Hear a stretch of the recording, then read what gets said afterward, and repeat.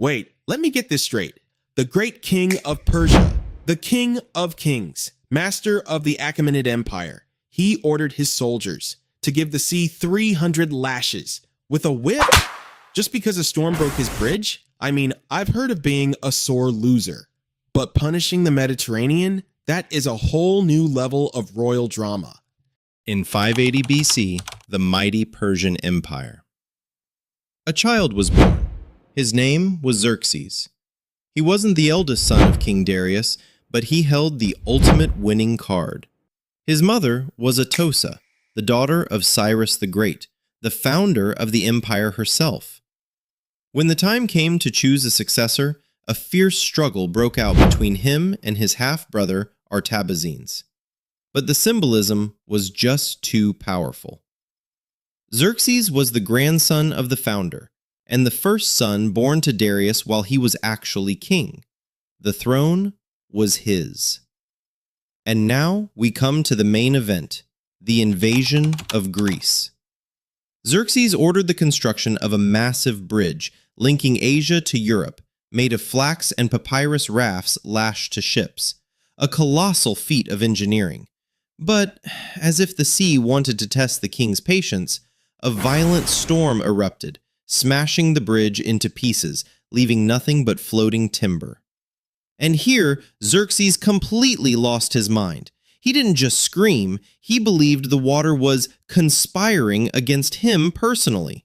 He ordered his soldiers to go down to the shore and give the waves 300 lashes with a whip. Can you imagine the scene? But that wasn't all. He threw a pair of iron shackles into the water to tell the sea it was now his prisoner. "You are under arrest, you bitter and treacherous water." But the king's rage didn't stop at nature. If you were an engineer in that era, failure was not an option. As soon as the bridge collapsed, Xerxes immediately ordered the decapitation of the first team of engineers. A crystal clear message to the second team: either build the bridge or face the guillotine. Fearing for their lives, the second team succeeded in building a much stronger bridge using hundreds of ships tied together. Haven't you subscribed to the channel yet? Do you want me to order my soldiers to give you 300 lashes so you'll subscribe? Huh? Just kidding. Just no one gets whipped here. Subscribe now. But as they say, pride comes before the fall. At the Battle of Salamis, Xerxes sat on his golden throne, perched high on a cliff, ready to munch on some popcorn while watching his fleet crush the Greeks. But instead, he watched the Athenian general Themistocles pull a pro-gamer move.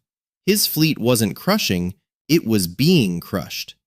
The king lost his ships, and for the first time, he felt a cold chill. He was terrified the Greeks might cut off his only way home.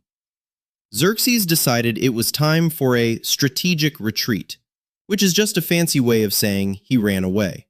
He left his brother-in-law, Mardonius, to finish the job. Spoiler alert, it didn't go well. Mardonius was killed at the Battle of Plataea, and just like that, the dream of conquering Greece vanished into thin air. A proper Greek greeting, and by that I mean a total defeat at sea, King Xerxes returned to Susa looking for a hobby. He decided to find a new queen, which turned out to be the ancient version of The Bachelor. Enter Esther, a clever young woman who won the crown while keeping her identity on incognito mode. While the Prime Minister Haman was busy twirling his mustache like a cartoon villain, Esther was busy rewriting the script. She saved her people and proved that being a queen is about more than just a crown. It's about outsmarting the office drama. In his later years, Xerxes obsessed over architecture. He was basically the property brother of the ancient world. He said to himself, "One gate is not enough. I want 100 columns." But since columns don't grow on trees, Xerxes turned to his favorite hobby, collecting taxes. He taxed the empire so hard that people probably had to pay a fee just to breathe the air in Persepolis. The treasury was dry, but hey, the palace looked fabulous. In the year 465 BC, everyone expected the great king to go out in a blaze of glory on the battlefield. But, plot twist, he didn't die at the hands of a Spartan warrior. He was assassinated in his own bedroom by Artabanus, the captain of his own guard. Talk about a bad performance review. It turns out hiring someone to protect you is great until they decide they'd rather have your job instead. Today, we have the receipts. In the British Museum, there is a jar belonging to Xerxes with his name written in 4 different languages: Old Persian, Elamite, Babylonian, and even Egyptian hieroglyphs. Talk about being afraid of someone stealing your lunch at the office. And his inscriptions in Persepolis are pure comedy gold. He wrote, "I am not quick-tempered." Well, sure, as long as you pay your taxes. He also said, "The man who cooperates, I reward." Apparently, Artabanus missed that memo before he went for the king's throat.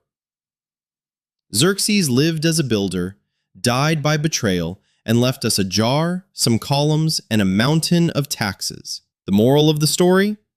If you build 100 columns, make sure your bodyguard is column number 101.